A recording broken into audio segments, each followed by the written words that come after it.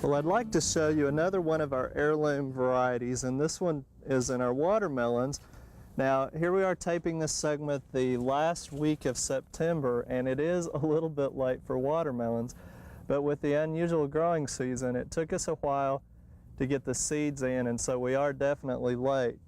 Now, this watermelon is really a fun one. It's very interesting, and remember that heirloom varieties are open pollinated varieties introduced prior to the 1940s. And the variety is actually called Moon and Stars. And that's where it gets its funny color here. Now the original seed, we think, came from Russia, and it's been held over from many different families for many years here in the United States. But it gets its name from the spotting on the fruit. It's thought that the bigger spot is the moon with a galaxy of stars around it, so you get the spotting on it. Now, if you'll look closely, you'll also see the spots on the foliage too. And it's interesting, over the years, people have collected seeds from other gardeners, not knowing what they would get into, and we've had people bring these into the extension office thinking that they have a disease on them, when that's actually the natural characteristic on the foliage and the fruit.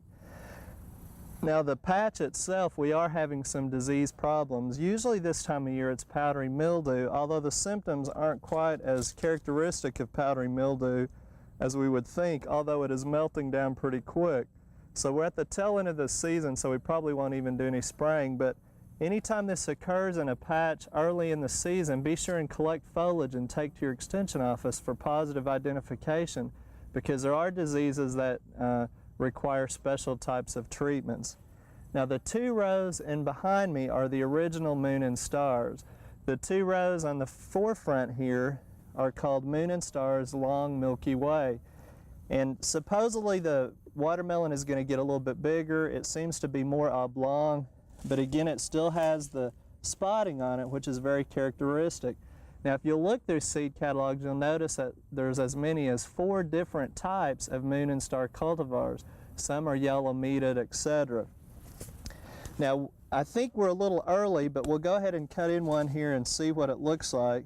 But remember, the main thing is to listen to the sound of it and then look at the stem to see if the tendrils in the stem is starting to dry up, and that's one of the best ways to check.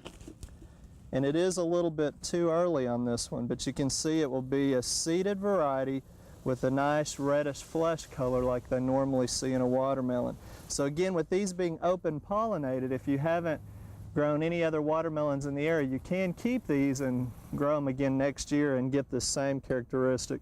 So again, it's something a little fun to try, another heirloom that maybe you want to try in your garden next year.